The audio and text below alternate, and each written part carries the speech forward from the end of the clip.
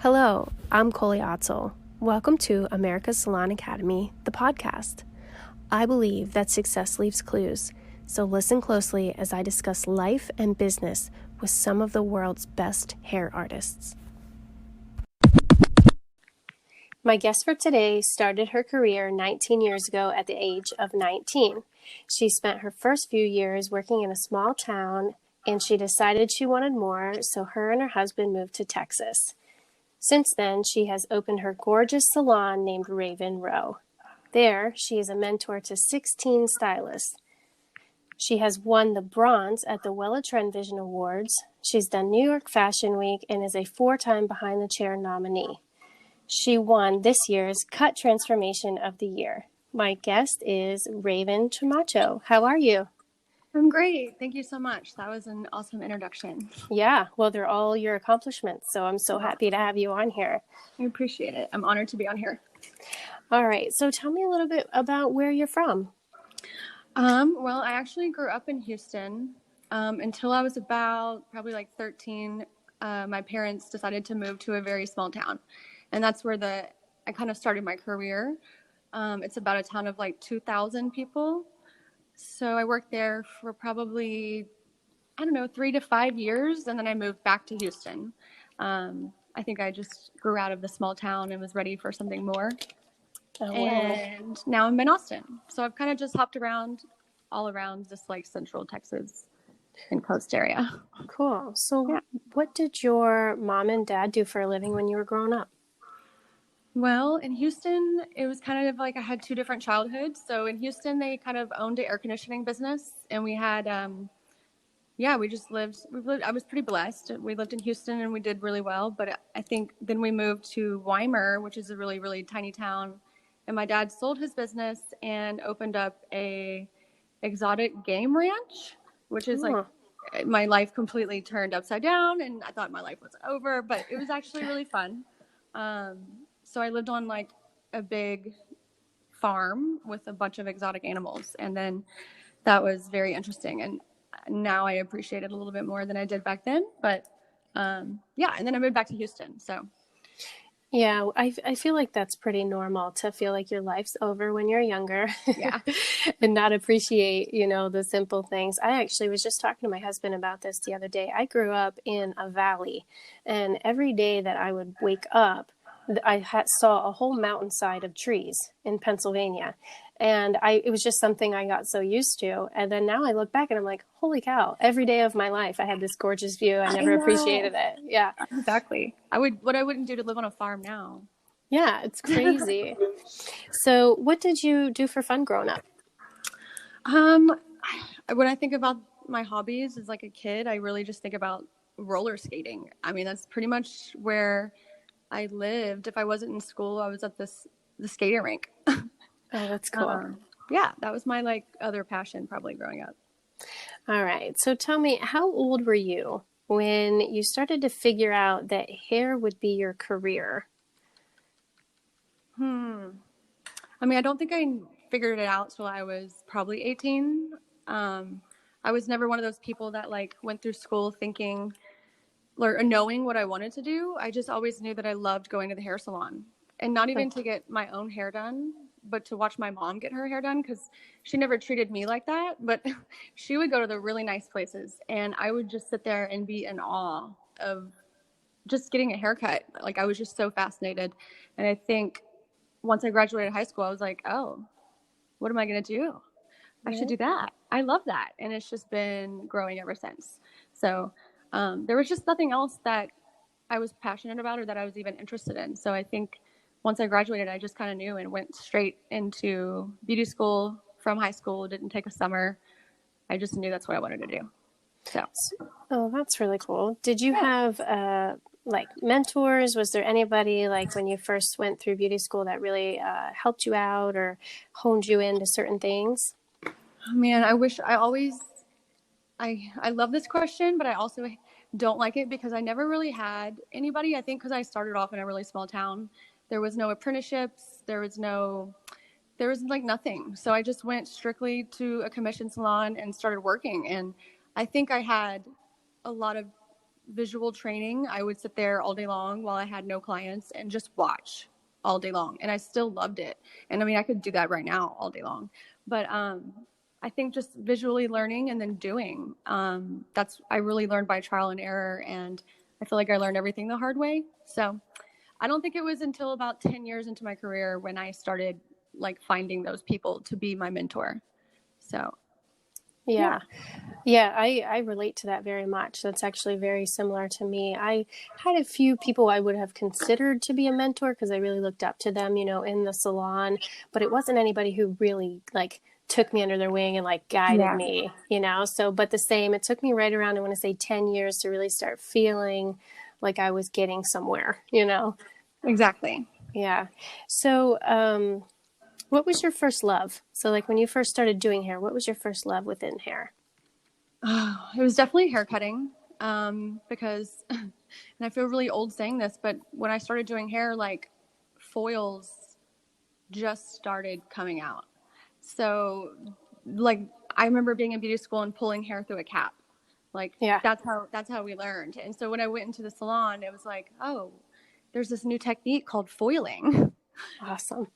Yeah, so I really just cut all day long for like the first 2 years, and then I started foiling, and that's when color kind of took the industry by storm. And I think cutting has always been my first love, and now I'm feeling like I'm going back to it more than ever. So So, yeah. did you ever have any fears that you had to overcome or face in order to be in the industry? I definitely think so, but I feel like I actually like it a little bit. It it stimulates me and makes me feel like, okay, no matter what obstacle comes in my way or like fear arises, it only makes me want to conquer that fear. So I think, especially in my 19 years, I've had a lot. So I feel like you just got to keep going and conquer those and know that like you're working for a purpose and it's your passion, and you're only going to grow if you can continue to push through. So, what was some of the fears that you actually had? I think starting over is really hard. I mean, obviously, like when I was brand new, I think I'm kind of an introvert, especially back then. I was very much more like young and insecure and not as mature. So it was really hard for me to kind of create that other side to our business. All I wanted to do was cut hair. Like if I didn't have to talk, I was happy. And Right. so I was like, that was probably my biggest fear, was getting through that whole like conversational piece and not having just small talk, but like actual intellectual conversations and connecting with your clients. That was a big one. And then I think other than that, just knowing when it was time to move on and go to the next salon. Like when you've outgrown that place or that town or that city, it's definitely important to not just stay there and become, stale, but to better yourself and move to that next city and start all over. And that's always a big fear, is starting over. So I think that's probably the biggest one. And then also just entering competitions, and really pushing yourself and putting yourself out there, to be able to always be able to grow to that next level. Because I feel like working behind the chair, you can just do that forever and be okay. And you kind of get bored. So it's good to push yourself and to look at the other parts of the industry that you can do and dabble in. Yeah, I love that. There's really, really good points there because I feel like that's so many people feel that way and everybody has fears. And, once you start to get comfortable and you start to figure your way around the industry, it's almost time to shift and move again, right? So you're like almost constantly uncomfortable, but in a good way. Yes. Yeah, so it's good to learn how to, maneuver. And like you said, there's so many different avenues and, you'll change so much through the years as you go through the industry. So that was great advice. I loved that. Oh, thank you. So how long did it take before you started to actually feel like proud of yourself? Like, okay, I'm good at this. This is what I should be doing. Oh, gosh. Ooh, that's a hard one. I think I have moments of that, but then it quickly goes away when I'm trying to also move on to that next step or that next level. I feel like once you think you've made it, or you're like, you've hit that success that you've always wanted, then it's like, then what? So I feel like maybe I'm sometimes too humble, but like I need to definitely look back and reflect more and be proud of all the accomplishments. But I think it's easy, especially owning a business, to always be like one step ahead. Okay, what am I doing next? But then not overworking yourself. You know what I mean? Yeah. It's that balance, that delicate balance. But I definitely have moments. Like every day, like yesterday, I had a moment where I just looked around and my whole team was there. We were having a meeting and I just had this proudest moment ever. And I feel like if I could just have those every day, that would be my definition of success. Yeah. You know, but yeah, you always have to keep moving. So what is your definition of success? Like, if you could just take a moment and think about what success means to you, what would that be? I think of like two words, like harmony and balance. Yeah. That, you know, it's not even about monetary value or, you know, if I could just get my schedule to be aligned perfectly every week, that would be a great goal and a total success for me. So I think it's very much just like being able to have that balance and that harmony in your life and have those moments of clarity so you can be proud more often, because we're in this like rat race sometimes. You know, it's really nice to just sit back and reflect, and that would probably be my definition of success. Yeah. I love that, because that does happen a lot of times, especially in a salon, you know, because we work long hours and, you know, you're with different people and different conversations and different personalities so many times throughout the day. And it feels good to sometimes just be able to reflect and think, I'm in the right place at the right time and I'm exactly where I'm supposed to be, you know? Yeah. Oh yeah. Yeah, that's beautiful. That's magic. So tell me a little bit about this artist to artist thing that I hear so much about. I can't wait to share that with everybody. Yeah. So it's something that I feel like my whole team kind of inspired. I feel like as a salon, we've been really good about creating community and connection, and not just within our salon, but like in our city, and, you know, becoming more of a collaborative kind of stylist, and not just working in your salon, but also going to get your haircut in other salons. So I think we just have so many stylists that are so talented here that we wanted to bring them in and have them educate not only us, but everyone. So we created something called Artist to Artist, that is a donation-based event. And you come and it goes 100% of the charity proceeds go to charity, and we pick a new charity every time we do it. And it's really fun, usually a local community charity. But yeah, we have 4 artists that will come in and do a demo. It's about a 3-hour event. And right now this is our 3rd one that we just had a couple weeks ago, but we're having another one in February, and we'll announce the artist soon. But typically we like to do some local stylists, mix in with some of our own stylists, and kind of create that community that, like, I think the industry is moving towards. We're just trying to keep it going.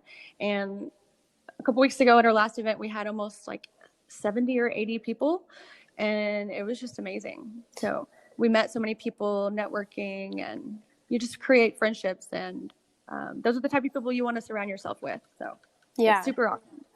Yeah, I love that. And I agree completely. I think that the industry is definitely going in that direction. I think everybody should help lift each other. I think that's exactly what it is. You know, we get into this because of the people, because we love the atmosphere. You know, like you said, when you go into a salon, even when you're little, you can feel a vibe. You can feel the support, the love. You should be able to feel all of those things. And so I love that you're, you know, continuing that and making it bigger, and just any support of any artist. I mean, that's what I'm all about too. So I love that. Thank you so much. Yeah. All right. So just a few more questions, just because I'm so interested in your salon. What was the inspiration behind the design? Because I adore it, and I know so many people do. I mean, you put it up on Instagram and it pretty much just blew up. So tell me about this. What was the inspiration behind it? You know, anything. Oh man, I feel like I love this question also, but I can't take all the credit for it, because I kind of found myself in a really awesome predicament when I was looking at opening the salon. I was looking at building out a space, and it's just so hard in this city because there's so many things popping up, but they get snatched up, this, so I found this salon that was been open for like 10 years, and it desperately needed a remodel, but the bones were amazing. So the actual structure and the stations, like the mirrors and everything, were already built. I really just had to go in with a fresh set of eyes and kind of, change the furniture, change the paint, change the whole vibe. And I think it's amazing what paint can do. And then I have like 200 something plants in there, and that really helps liven it up, because I really wanted to keep it as clean and open and white as possible. But when it comes to actual like the architecture and the design, like I feel like I can't even take credit for it. I'm so lucky that I found a space that I didn't have to build out and wait for a year for permits and all that stuff. And it was just the perfect alignment. So, but I do take pride in like changing up the furniture a lot and moving things around. I'm always moving things around or adding things to keep it fresh so it doesn't get stale. And I get bored. Yeah, I think us as artists, that's definitely the name of the game. We have to keep things fresh and fun. And even if it's just like moving things, like you said, from this side to that side, we always, I think we're all kind of like that. Yeah. It's so funny. Every week somebody is like, is that a new plant? I'm like, yes, every week, we're going to get a new plant. Right. It's not a surprise anymore. So they're all real plants that you have in there. Yeah. I think I have like one fake plant, and it's in the bathroom because there's no light, Yeah. Well, that's absolutely beautiful. Because sometimes, you see stuff on the internet or, social media, and you're just like, wow, that's really pretty, but that can't be real. Like she can't have these real plants that are just like perfectly cascading across the stations, but she does. Well, if you take a closer look, like they're not all super. I feel like I'm really lucky with my husband. He has a super green thumb. And so we take a lot of time every week to take care of them. So yeah, well, it's absolutely beautiful, and I'm very jealous. And I think that if when I start designing my salon, I'm going to give them your picture. That's what. Thank you so much. All right. So since you've accomplished so much success, and you continue to accomplish success, explain to me some of your daily routines. So if I step into a day in your life, like just say today or any other day, what would I see? Okay. So every day is different. It depends if I'm working behind the chair, or if I'm just going in to do like a bunch of random things. So typically if I'm working behind the chair, that's all I'm doing, and I'm focused 100% on that. And I try not to do anything else, like not post on Instagram that day, not just because I just have to give 100% of my attention to them. But I'm only working behind the chair about 1 to 2 days a week at the moment. And going into 2020, I'm only doing 1 day a week. So most days I wake up and I start marketing right away. I plan posts on Instagram. I do a lot of that in the morning because I'm a morning person. I probably wake up at 5:30 every day. And I spend about like 2 hours really doing, checking the books, making sure people are set for the day and their appointments are all good and emails are answered and Instagram posts are done. And then I will start getting ready. I should probably do a little bit more working out in between there, but instead I do more like just mindful. I listen to a ton of podcasts, a lot. I feed my mind a lot, and then I go to work and I kind of, whether it's inventory or just walking around, taking care of the stylist, folding towels, like you will catch me doing everything, running around all day long. Pretty much just working, trying to run the business as best as I can, with my manager, who's awesome and has been taking so much off my plate, where I can do things like this and do more podcasts and talk to all you guys. So every day is a new day. Yeah, I love that. So tell me, would you be more of a gym and smoothie kind of girl, or like a beer and pizza kind of girl? Oh man. Maybe like a pizza and smoothie. There you kind go. Of girl. Like, give me the food. I need to go to the gym, but I rather do meditation and yoga than, or pull my tarot cards. I'm like kind of trying to find that like really quiet introspective space that I can kind of retreat to now, since that's like so, I feel like that's needed more and more, as busy as I am. So yeah, I think pizza and smoothie sounds good. Perfect. That's the balance again, right? Yes. Yeah, that's really great. Thank you so much. I appreciate your time so much. I realize that time is so valuable, and I thank you so much for sharing your time with us today. I think that you've really, truly inspired a lot of people, and I think that just by you being yourself and continuing doing what you're doing and staying real and staying honest is just so great. And I really hope that if there's anything, that you guys would ever need help with the artist to artist thing, you would reach out to America's Salon Academy, and we would certainly be there in a heartbeat. Oh, I would love that. And I appreciate it so much. I thank you for the support and for creating an amazing podcast. Yeah, thank you. Really and I look forward to everything you do in the future. We'll talk soon. Thank you so much. Bye.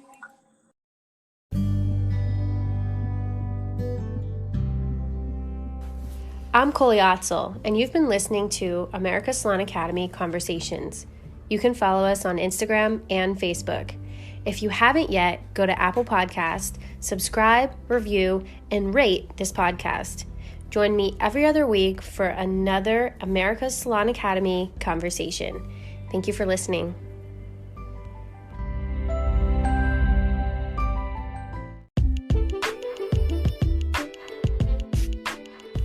For more education and information, visit americassalonacademy.com.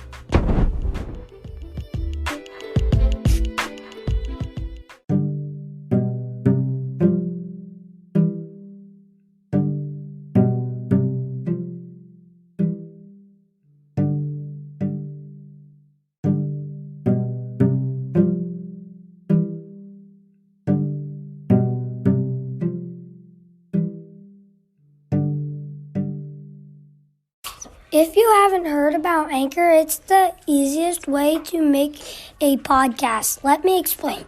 It's free. There's creation tools that allow you to record and edit your podcast right from your phone or computer. And Anchor will distribute your podcast for you so it can be heard on Spotify, Apple Podcast, and many more. You can make money for your podcast with minimum listenership. It's everything you need to make a podcast in one place. Download the free Anchor app or go to anchor.fm to get started.